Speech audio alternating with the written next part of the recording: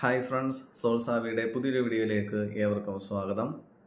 Friends, ഇന്ന് ഞാൻ നിങ്ങളുമായിട്ട് ഷെയർ ചെയ്യുവാൻ ആഗ്രഹിക്കുന്നത് നമ്മുടെ സബ് കോൺഷ്യസ് മൈൻഡിൻ്റെ പവറിനെ കുറിച്ച്. ഇനിയും നിങ്ങൾക്ക് സംശയങ്ങളുണ്ടെങ്കിൽ ഇന്ന് അതിന് അവസാനം കുറിക്കുവാൻ ഞാൻ ആഗ്രഹിക്കുകയാണ്. അതായത് നമ്മുടെ ഉപബോധ മനസ്സിൻ്റെ ശക്തിയെ മനസ്സിലാക്കുവാൻ വേണ്ടിയിട്ട് ഞാനിന്ന് നിങ്ങളുടെ മുമ്പിലേക്ക് കൊണ്ടുവരുന്നത് സിനിമകളാണ്. എന്തുകൊണ്ട് സിനിമകളെ തന്നെ ഞാൻ ഇത് തെളിയിക്കാൻ വേണ്ടി കൊണ്ടുവന്നെന്ന് ചോദിച്ചു കഴിഞ്ഞാൽ, നമ്മളിപ്പോൾ സിനിമകൾ കാണുന്നവരാണ്, തിയേറ്ററിൽ പോയി സിനിമ ആസ്വദിക്കുന്നവരുണ്ട്, ഇനിയിപ്പോൾ ഓൺലൈൻ പ്ലാറ്റ്ഫോമിൽ കൂടിയൊക്കെ സിനിമകൾ നമ്മൾ കാണാറുണ്ട്. അപ്പോൾ ഈ സിനിമകൾ കാണുമ്പോൾ അതിലെ കഥാപാത്രങ്ങളുമായിട്ട് നമ്മൾ താതാത്മ്യം പ്രാപിക്കുന്നത് നിങ്ങൾക്ക് മനസ്സിലായിട്ടുണ്ടാകും. ഉദാഹരണം പറയുകയാണെങ്കിൽ, ഒപ്പം എന്ന് പറയുന്ന സിനിമ നിങ്ങൾ കണ്ടിട്ടുണ്ടായിരിക്കും. ഞാൻ തിയേറ്ററിലിരുന്ന് കണ്ട ഒരു സിനിമയാണ്. ആ സിനിമയിൽ മോഹൻലാൽ എന്ന് പറയുന്ന നടൻ്റെ കഥാപാത്രത്തെ ജയിലിൽ വെച്ച് ഒരു കൂട്ടം പോലീസുകാർ മർദ്ദിക്കുന്ന ഒരു സിറ്റുവേഷൻ ഉണ്ട്.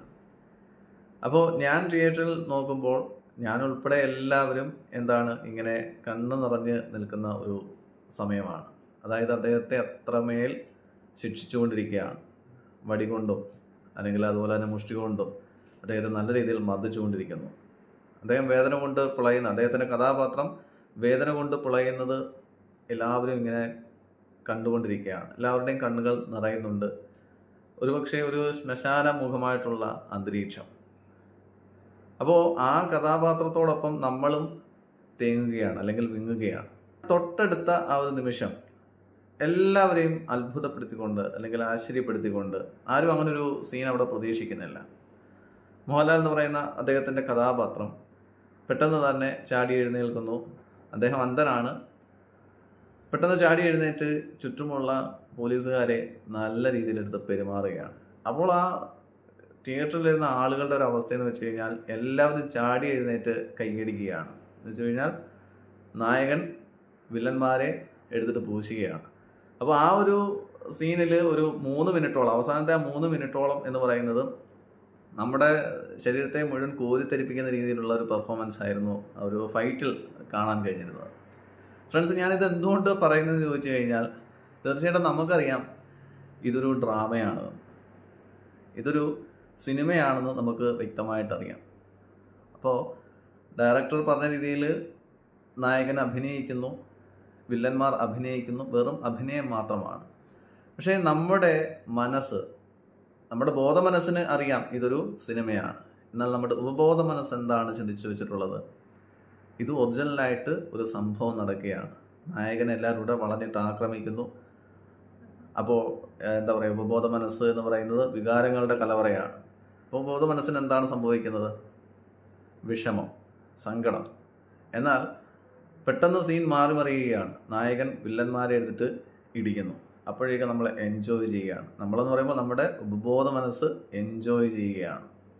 അപ്പോൾ ഇത് തന്നെയാണ് നമ്മുടെ ഉപബോധ മനസ്സിൻ്റെ പവർ എന്ന് പറയുന്നത്. അതായത് നമ്മൾ പറയാറുണ്ട്, ഇതുവരെ നമ്മുടെ ജീവിതത്തിൽ നടക്കാത്ത ഒരു കാര്യം നമ്മളിങ്ങനെ മനസ്സിൽ ഇങ്ങനെ കണ്ടുകൊണ്ടിരിക്കുകയാണ്. അപ്പോൾ നടക്കാത്ത കാര്യം എന്ന് പറയുന്നത് നമ്മുടെ ആഗ്രഹമാണെന്ന് കൂട്ടിക്കോണം. അപ്പോൾ നമ്മുടെ ഒരു ആഗ്രഹം നമ്മളിങ്ങനെ മനസ്സിൽ കണ്ടുകൊണ്ടേയിരിക്കുകയാണ്. എങ്ങനെ? വികാരങ്ങളോടുകൂടി.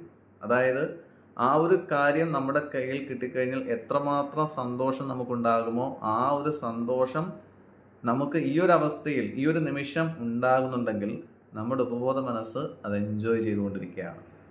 അപ്പോൾ അങ്ങനെ ആ ഒരു അവസ്ഥ നമ്മൾ ക്രിയേറ്റ് ചെയ്യുമ്പോൾ, അതായത് നമ്മൾ പർപ്പസ്ഫുള്ളി അത് ക്രിയേറ്റ് ചെയ്യുമ്പോൾ, തീർച്ചയായിട്ടും അതിന് തക്കതായിട്ടുള്ള സാഹചര്യങ്ങൾ നമ്മുടെ ജീവിതത്തിലേക്ക് വരുവാൻ വേണ്ടിയിട്ട് ഈ ഉപബോധ മനസ്സ് പ്രവർത്തിക്കുകയാണ് ചെയ്യും. അങ്ങനെയാണ് ഈ മാനിഫെസ്റ്റേഷൻ നമുക്ക് എളുപ്പമുള്ളതാക്കി മാറ്റുവാൻ കഴിയുന്നത്.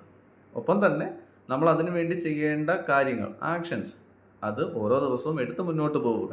അപ്പോൾ ഈ 2 കാര്യങ്ങളും ഈക്വലി മുന്നോട്ട് പോവുകയാണെങ്കിൽ, അതായത് ഫിസിക്കലി നമ്മൾ ചെയ്യേണ്ട കാര്യങ്ങൾ ഒരു വശത്ത് ചെയ്യുന്നു, ഇനി മൈൻഡിൻ്റെ അവസ്ഥയിൽ, ഉപബോധ മനസ്സിൻ്റെ അവസ്ഥയിൽ നമ്മൾ ചെയ്യേണ്ട കാര്യങ്ങൾ മനസ്സുകൊണ്ട് വിഷ്വലൈസ് ചെയ്തുകൊണ്ടേയിരിക്കുന്നു.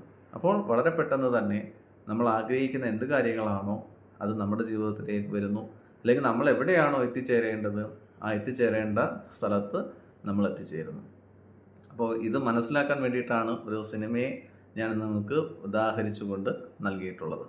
അപ്പോൾ തീർച്ചയായിട്ടും നിങ്ങളുടെ ആഗ്രഹങ്ങൾ എന്താണോ, സ്വപ്നങ്ങൾ എന്താണോ, അതിനുവേണ്ടി പ്രവർത്തിക്കുക. ഒപ്പം തന്നെ നല്ല രീതിയിൽ വിഷ്വലൈസ് ചെയ്യുക. അത് നമ്മുടെ കയ്യിൽ കിട്ടിക്കഴിഞ്ഞാൽ എത്രമാത്രം സന്തോഷമുണ്ടാകുമോ ആ സന്തോഷം എപ്പോഴും ഫീൽ ചെയ്തുകൊണ്ടേയിരിക്കുക.